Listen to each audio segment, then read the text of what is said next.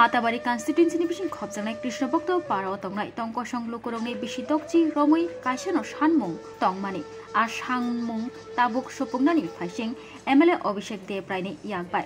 क्राकसलो दीपर दामचिनि तामा जनाबो जाजर कताल स्नामनानि बागै गंगा पूजा ते भूमि पूजा ख्लाइफेका एमएलए अभिषेक देवराय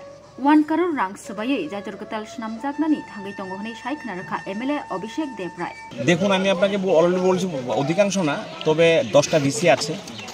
প্রায় আনুমানিক 16000 এর মতো ভোটার আমাদের আছে আউট অফ 56000 ভোটারের মধ্যে তো এটা আমাদের প্রাইম টার্গেট এটা যেরকম আমি বললাম যে মালসাদু প্রত্যন্ত পাড়া সেখানে 3 কোটি টাকার কাজ চলছে দুই গ্রামের সংযোগের জন্য সেখানে 1 কোটি 50 লক্ষ টাকা ব্যয় করে রাস্তা এবং ব্রিজ নির্মাণের কাজ চলছে তারপর লাভস্টোরি থেকে ডুকসিন সেখানে আমাদের প্রায় 5 কোটি 65 লক্ষ টাকার কাজ চলছে গাংফিরা রাস্তার জন্য 2.84 কোটি টাকা চলছে গর্জিটা আমাদের এডিসির মধ্যে না হলেও কিন্তু গর্জি হাসপাতালের উপর ডিপেন্ডেন্ট অধিকাংশ আমাদের ডিসিগুলো তো সেই হাসপাতালের উন্নতিকরণের জন্য 4 কোটি 65 লক্ষ টাকা ব্যয় করে আমাদের অলরেডি নতুন টেন্ডার আমরা করেছি ইভেন আমাদের যতগুলো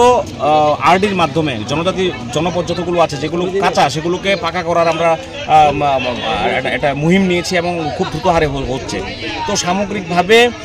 শুধু একটা ডিপার্টমেন্ট না বিভিন্ন ডিপার্টমেন্টের মাধ্যমে যেরকম আমাদের দাসগুয়াতে আমরা 60টা রাস্তা জরিপ করেছি প্রধানমন্ত্রীর জন্মনে 24টা রাস্তা জরিপ হয়েছে PMGSY4 এ প্রায় 24টা রাস্তা জরিপ সেন্ট্রাল গভর্নমেন্টের এবং আমরা স্টেট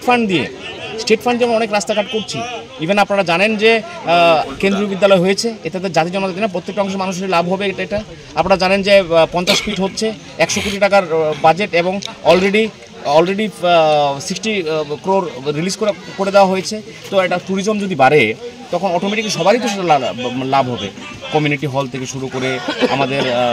ওপেন ইউনিভার্সিটি আগামী সব কিছু ঠিকঠাক থাকলে আগামী 3 তারিখে তার ভিত্তিপ্রস্তর স্থাপন হবে ফার্মাসি কলেজ নার্সিং কলেজ পুরো মাতাবাড়ির যেটা ছিল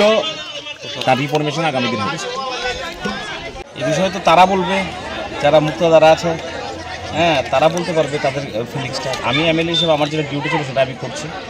এটাই নির্বাচনের পূর্বে দাবি ছিল তাদের প্রায় 35-40 বছর যাবত তাদের এই দাবি যে এখানে একটা ব্রিজ দরকার তিনটা প্রায় 180 পরিবার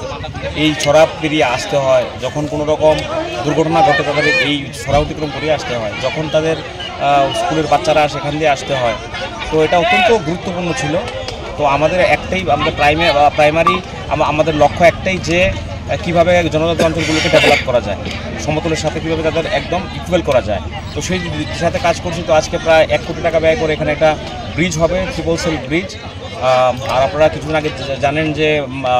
মালসাদুতেও একটা ইনোভেটিভ প্ল্যান চলছে প্রায় 3 কোটি টাকা এবং মালসাদু থেকে ডুকসিনের রাস্তা প্রায় 1 কোটি 1.5 কোটি টাকা ব্যয় করে সেটা হচ্ছে এবং লাভস্টোরি থেকে আমাদের ডুকসিন পর্যন্ত একটা রাস্তা যেটা দীর্ঘদিনের 30-35 বছরের দাবি তো সেটাও প্রায় 5 কোটি 65 লক্ষ টাকা ব্যয় করে সেটাও হচ্ছে পাশাপাশি গাংফিরার রাস্তাটা খুব বাজে অবস্থা তো এটা আমি যখন এমএলএ হিসেবে যাই তখন তাদের দাবি ছিল সেটাও এবার টেন্ডার হয়েছে 2 কোটি 84 লক্ষ টাকা তো এই অঞ্চলে রিফরমেশন হচ্ছে এখানে একটা ব্রিজেরও দাবি আছে তাদের কৃষ্ণভক্ত স্কুলের জাস্ট আগে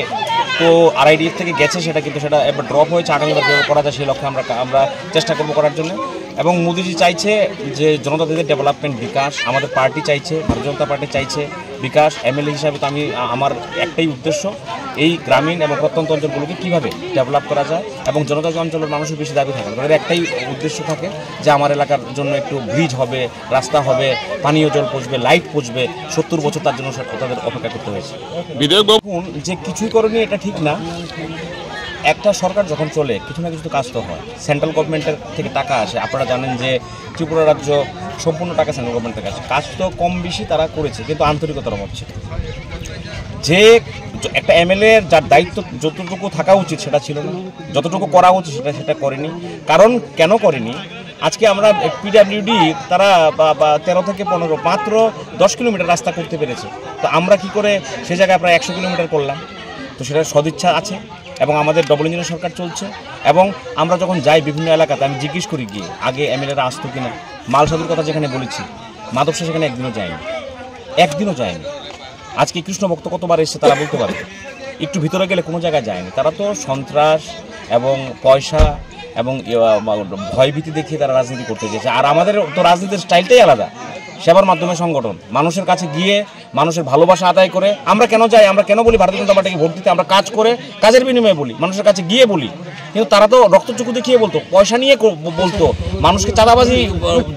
জুলুম করে তারা বলতো, ভয় ভীতি দেখিয়ে। আমাদের এখানে ভয়ের কোনো বিষয় নেই। আমাদের একমাত্র এজেন্ডা ডেভেলপমেন্ট, ভালোবাসা, সেবার মাধ্যমে সংগঠন, এটাই আমরা বুঝি এবং এটাই করার চেষ্টা করছি।